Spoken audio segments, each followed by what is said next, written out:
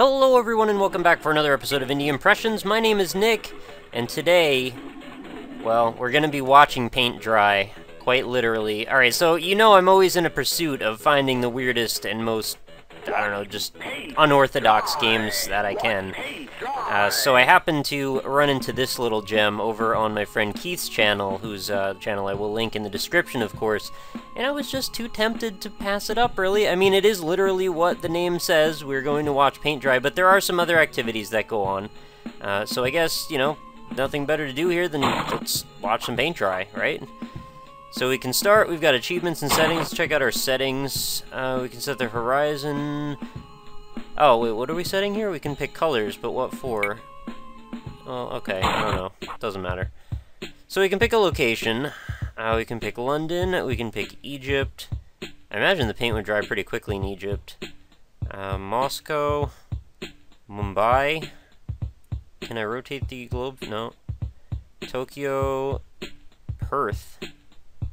I kind of want to go to the Aussie Bachelor pad. That sounds kind of nice. And we've got New York. Or United States, so no, it's not New York at all. It's like somewhere near Minnesota or something. Can't quite tell. It's kind of a big dot. Or Brazil, or... okay, and then we're back to London again. Well, because it's here, I'll just pick London. There's an awful lot of options, though. I didn't expect that at all. I figured, you know, watching paint dry, you wouldn't want to mess around too much. You're going to have so many options as it is. You know, why complicate things? Alright, drying time 24 hours. Let's do this. So, all we've got to really look at here is our room, and the paint does not really look all that wet, so I guess it's kind of up to you to determine that. Oh, I got an achievement! 20 seconds to comply. Get 20 seconds off the clock. I made it! Alright, so this little thing is going to pop up, and we got to click this and make sure that, you know, we're staying in accordance with the rules here, because if we, you know, Alt-tab out of this game and do something else for a while, I suppose we will, you know, kind of be cheating, and we don't really want that. So we get the London news playing on the TV here. Looks like I can... oh, I can actually change channels on this, which is kind of a nice touch. Play some sort of Pong derivation. I'm assuming that if you're playing Pong, it's not going to ask you to... oh, it does actually click. Well, see, because I was clicking on that thing, it made me miss the Pong ball. Oh, I got a minute. Minute manager. I'm doing better. So I obviously like to explore themes like this because, you know, the more absurd the better in my eyes. You know, we're pushing the limits of what game design can be about, and it looks like I'm having a decent run of Pong here. Oh, it's getting real fast. I can't keep up. And now I gotta press the button. Oh, I got a Pong Champion Award. Alright, that's good on Pong anyway. What did I have to do? Get a score of 20 on Channel 2. Right, so we can flip between all the different channels, and that's pretty sweet. And it's nice that there are some little distractions other than just watching paint dry, but at the same time, if you're here purely for the paint drying experience, having all of this stuff to distract you is sort of going to complicate the situation. But yeah, I guess it's nice you can just set it to the news, and then you can just tune it out, and you don't actually have to mess around with it. Also nice that you can actually sort of move the room around a little bit, get a bit of perspective on what you're looking at. I wish there was a little bit more to see. Maybe it would let you wander around the apartment in a first-person perspective, or maybe go look out the window. Or occasionally maybe you could take your thumb and like press it into the wall and see how wet the paint stain still is and see how much rubs off on your finger. Of course, then you'd have kind of a painted finger and you'd have to, you know, not get it on the TV, and maybe you couldn't change channels anymore, who knows. So this game really does take place over the course of 24 hours. As you can see here, we've just got, you know, two and a half minutes-ish off the clock so far. We've got a long way to go if we intend to get any sort of real headway in watch paint dry. But you know, if anyone ever doubted that a concept like this could actually be executed, well, here you go. Here's your proof of concept. It is here. I feel like I should click around on things just in case there's some secret, you know, stuff that goes on. No, it seems like just the TV. So what would be sweet is if you dress this up as, alright, so we're gonna watch paint dry, but then, upon inspection of the room, you find actually taped to the back of this picture frame there's a key. And then upon finding the key, you realize you can turn around, and behind you there's a series of bookshelves, and maybe you pull on all the books, eventually you find a secret opening door, and then you can use the key to open up a safe room, and in the safe room is a hidden mystery. I don't know, this could have just turned into like this whole, what feels like emergent style game. and I think that probably is something that would have definitely taken people off guard. But then you have the marketing issue of, well, people came to watch paint dry, they don't want to play that. But then again, maybe it could achieve some sort of cult status, you know, if that's the case. Maybe people are going to get into it because of that.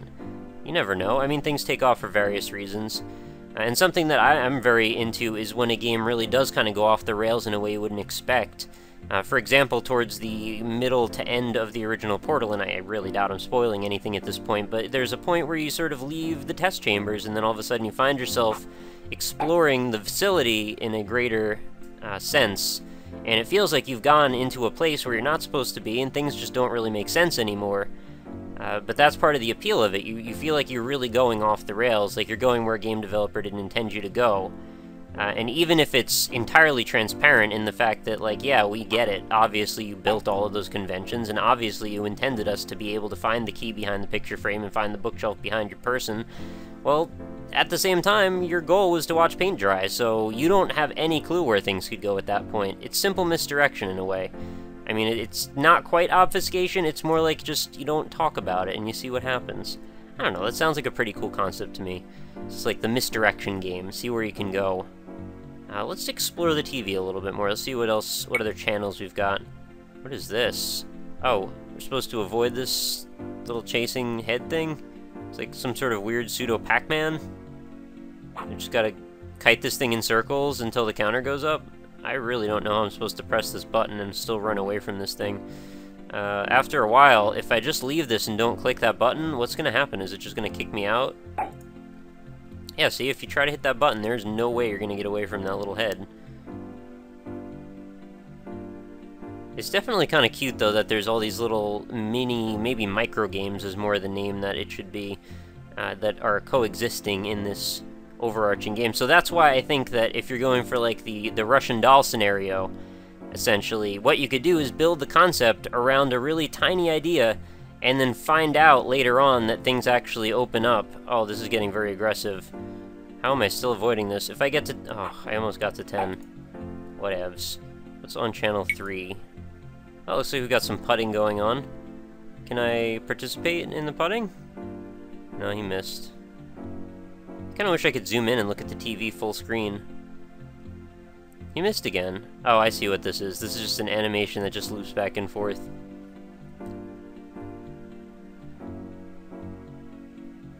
Reenact a scene from Happy Gilmore. You're like, you know, are you too good for your home, ball? I don't think so. Alright, what about channel 4? He's never gonna make that putt. Oh, it's a kitty. It's kind of a silly kitty. I don't know what he's doing. His eyes seem a little strange.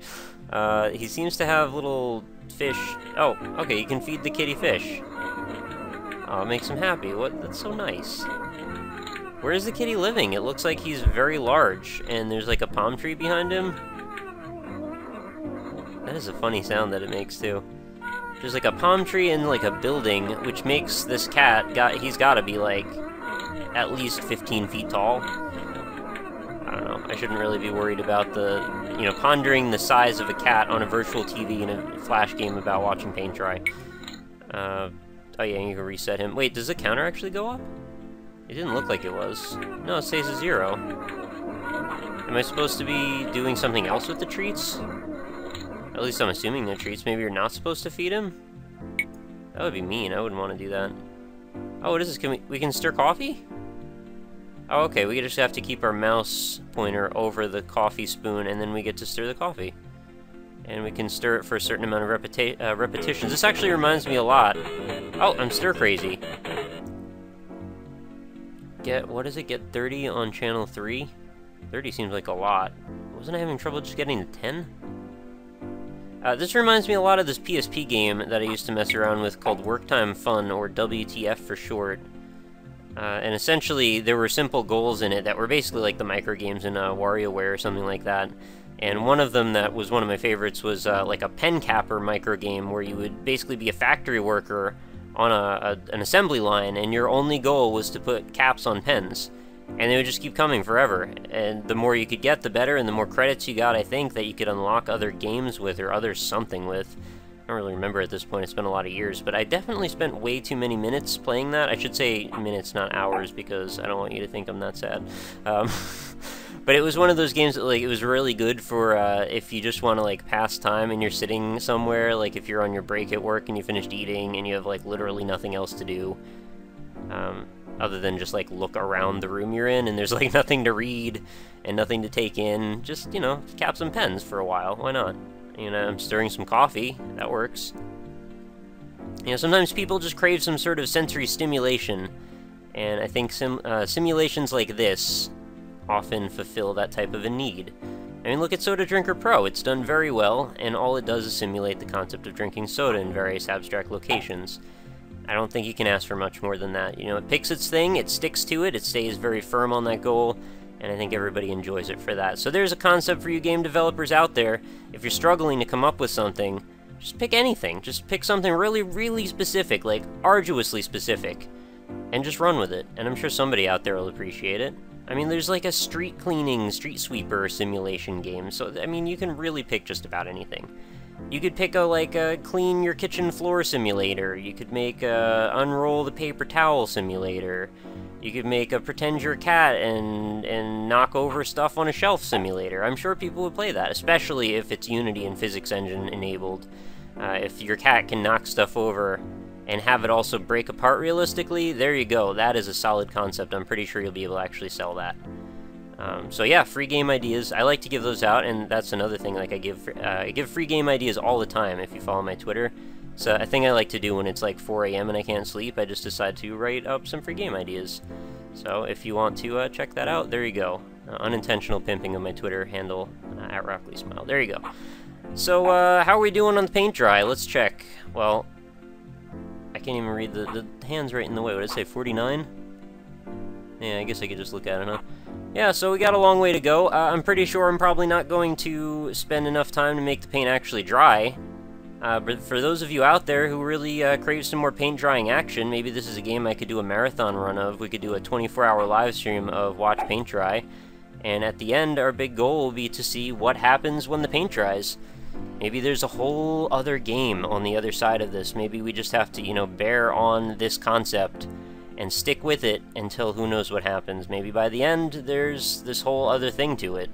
You know, like I said, maybe the emergent gameplay will start to pick up. There's a whole other world beyond the wall that the paint dries on. I don't know. Probably not. Regardless, like I said, I just like to cover some weird, bizarre games occasionally, and this one certainly is up there.